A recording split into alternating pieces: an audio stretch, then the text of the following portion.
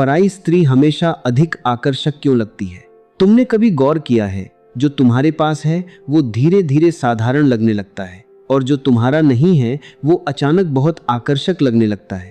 तुम अपनी ही जिंदगी में देखो, अपना साथी, अपना रिश्ता, कुछ समय बाद सब सामान्य लगने लगता है, लेकिन जैसे ही तुम्हारी नजर किसी और पर जाती है, एक नई चमक पैदा होती है, एक खिंचाव, एक आकर्षण, और तुम सोचते हो क्यों?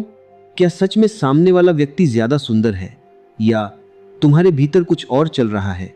ओशो कहते हैं, यह स्त्री या पुरुष का सवाल नहीं है, यह मन का खेल है।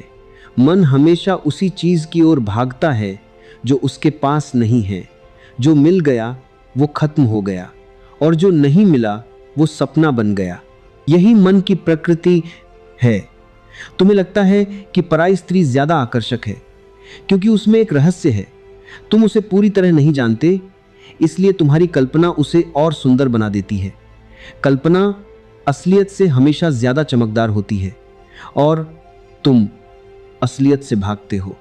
तुम्हें वास्तविकता में खामियां दिखती हैं, आदतें दिखती हैं, सच्चाई दिखती है, लेकिन कल्पना में सब कुछ परफेक्ट होता है और इसलिए पराई स्त्री तुम्हें ज्यादा आकर्षक लगती है।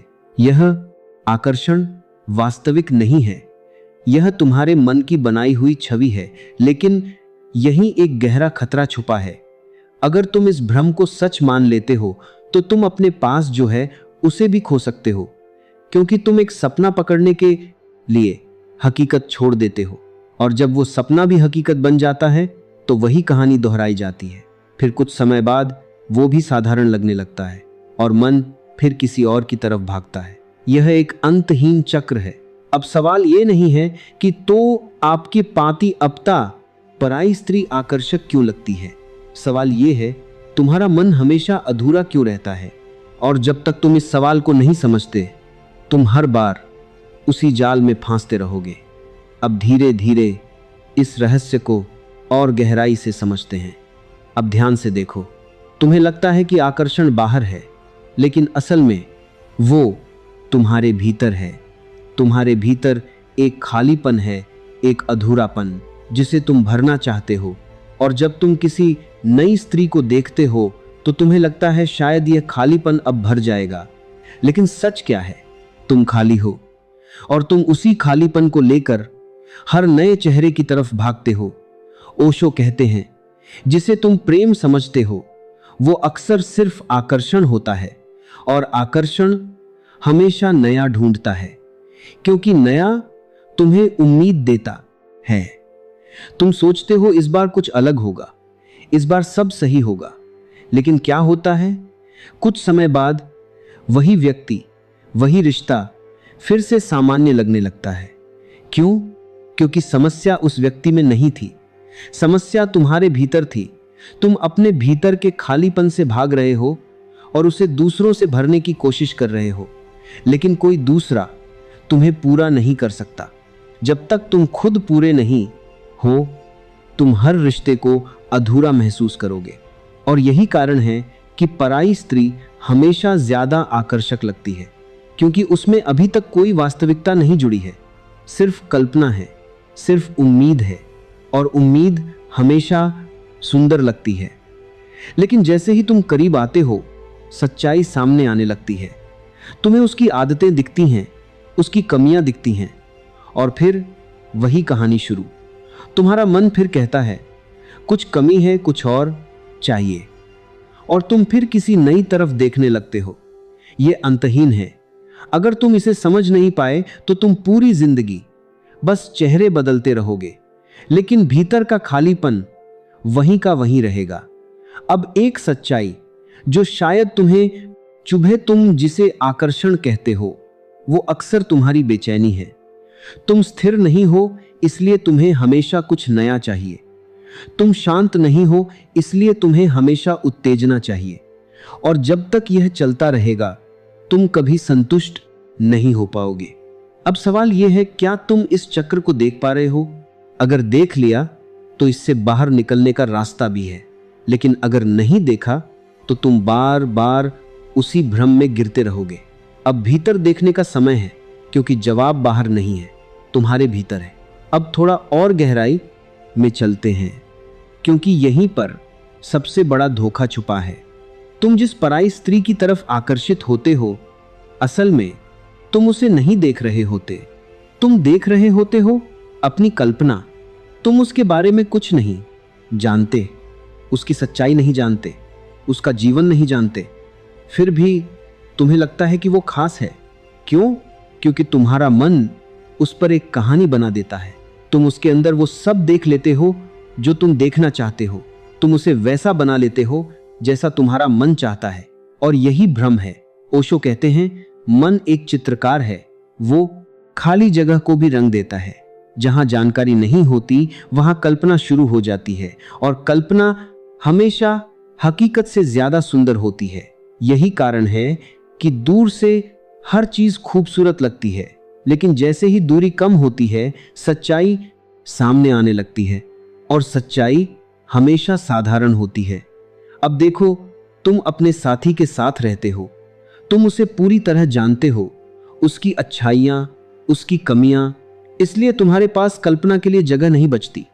लेकिन पराई स्त्री के साथ तुम्हारे पास सिर्फ कल्पना है, और वही कल्पना उसे तुम्हारे लिए खास बना देती है। लेकिन यह सच नहीं है, यह तुम्हारे मन का खेल है। अगर तुम उसी व्यक्ति के साथ कुछ समय बिताओ तो वही आकर्षण धीरे धीरे खत्म हो जाएगा, क्योंकि अब कल्पना की जगह वास्तविकता आ जाएगी, और वास्तविकता हमेशा सरल होती है। अब समझो, तुम्हें उस स्त्री से आकर्षण नहीं है, तुम्हें अपनी कल्पना से आकर्षण है। और जब तक तुम इस फर्क को नहीं समझते, तुम बार बार धोखा खाओगे। तुम हर बार सोचोगे इस बार कुछ अलग है, लेकिन हर बार कहानी वही होगी, क्योंकि कहानी बाहर नहीं बदलती जब तक तुम भीतर नहीं बदलते। अब खुद से एक सच्चा सवाल पूछो, तुम सच में क्या चाहते हो? एक और नई कहानी या एक सच्चा संबंध? अगर तुम सच्चाई चाहते हो तो तुम्हें कल्पना से बाहर आना होगा।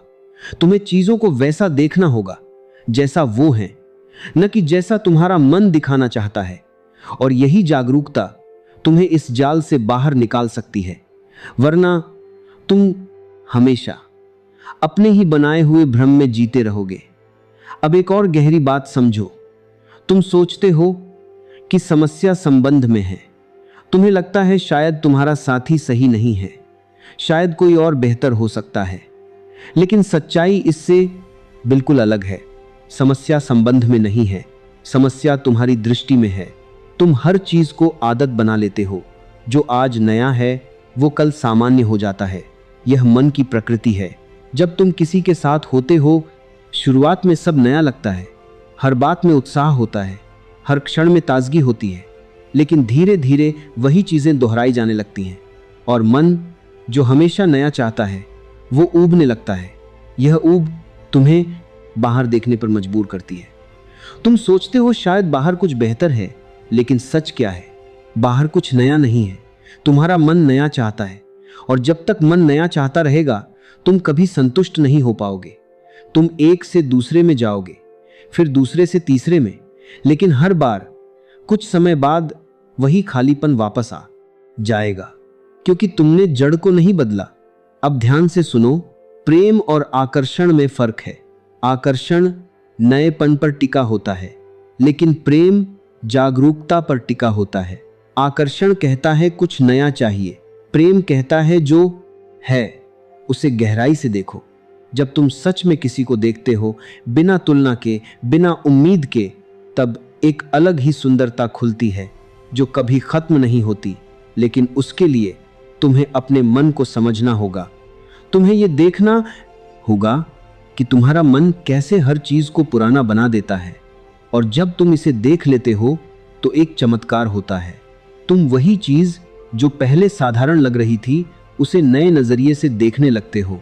तुम्हारा अपना रिश्ता फिर से जीवित हो जाता है, क्योंकि अब तुम उसमें नहीं, तुम अपने भीतर बदल गए हो। अब तुम्हें बाहर कुछ नया नहीं चाहिए, क्योंकि तुम्हारी दृष्टि नई हो गई है। और यही असली परिवर्तन है, न साथी बदलना, न परिस्थिति बदलना, बस खुद को देखना।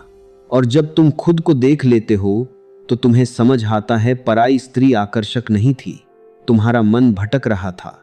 और अब जब मन शांत हो जाता है तो आकर्षण भी शांत हो जाता है, और जो बचता है वही सच्चा होता है, वही प्रेम है।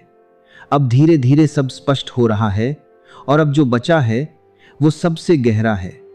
जब तुम सच में अपने मन को देख लेते हो, जब तुम समझ लेते हो कि आकर्षण तुम्हारे भीतर की बेचैनी है, तब एक अजीब सी शांति आने लगती है। अब तुम भागते नहीं, अब तुम तुलना नहीं करते, अब तुम किसी और को देखकर अंदर से हिलते नहीं, क्योंकि तुमने जड़ को देख लिया है। अब तुम समझते हो कोई भी पराया नहीं है और कोई भी अपना नहीं है। ये सब मन के बनाए हुए विभाजन है, और जब ये विभाजन गिरता है तो आकर्षण भी गिर जाता है। अब तुम किसी को वस्तु की तरह नहीं देखते जिसे पाना है, जिसे पकड़ना है। अब तुम व्यक्ति को देखते हो जैसा वह है, और उसी देखने में सम्मान है, स्वीकृति है। अब प्रेम बदल जाता है।